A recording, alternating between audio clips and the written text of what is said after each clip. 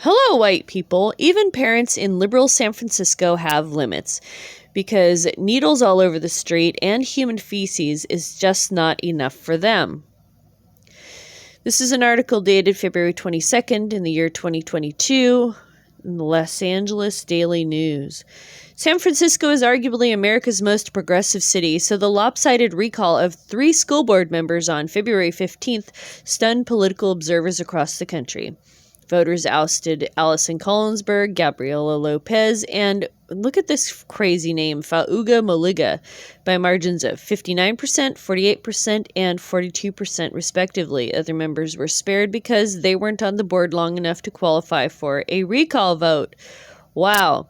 Well, it looks like somebody needs to change that, and it's not going to be that school board member that's going to be voting for their own recall. It's not hard for anyone outside of the social justice warrior hothouse to understand what has happened. Instead of trying to get the city's schools running after the stupid 19 shutdowns, the city's school board championed symbolic far-left political issues that even most San Francisco's, including its liberal political leaders, found distasteful. My take is that it was really about the frustration of the Board of Education doing their fundamental job, said Mayor London Breed. Look at that name. That's ridiculous. And that is to make sure that our children, that thing doesn't have any children, are getting indoctrinated, that they get back into the classroom. They were focusing on other things that were clearly a distraction. Well, the stupid 19 was a big distraction. That's spot on. As the pandemic raged, the board was fixated on renaming 44 San Francisco public schools. It abandoned the effort in April 2021 when the blowback became too much to handle. The effort was absurd, as the board sought to remove names of figures including Abraham Lincoln, naturalist John Muir, and Democratic Senator Dianne Feinsteinberg. To highlight the idiocy... Here we go. The board tried to change the name of Alamo Elementary School after it mistakenly assumed that it was named for the Texas battle and not for the Spanish word poplar tree. Even that Gabriela Lopez can't speak Spanish, probably because it's a burg, FSist reported.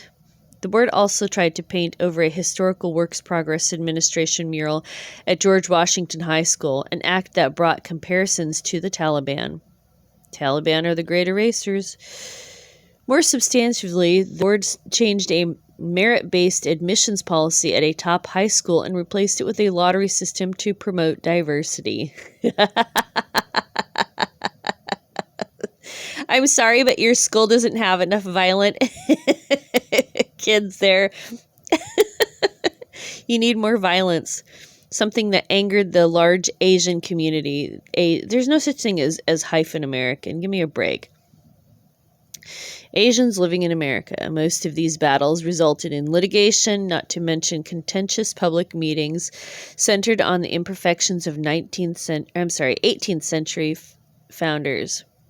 You know, because our founders only created the greatest society in human history, but just S-holers have to criticize and cry about it. People who are substandard. This ideological insanity obviously diverted attention from basic educational concerns, basic indoctrination concerns. The city's schools remained closed.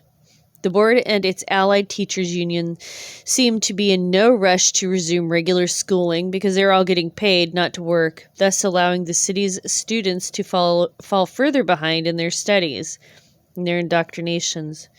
Parents seethed with anger, which culminated in the rare recall campaign. Not that they just went too far and they got pushback from it.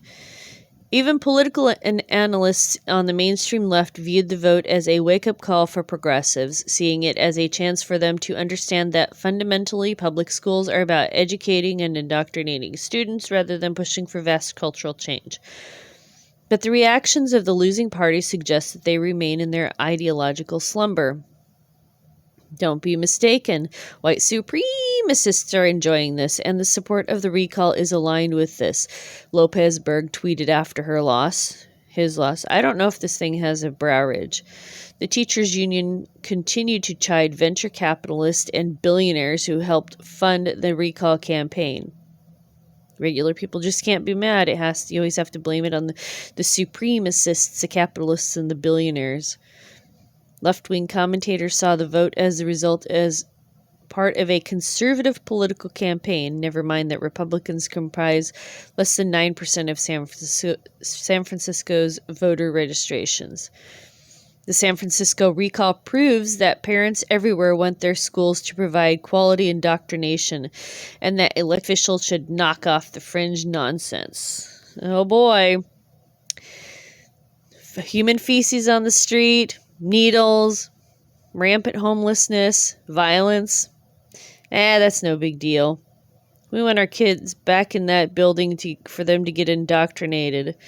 All right, white people, that's the damage for now. Thank you so much for listening. I look forward to your thoughts below.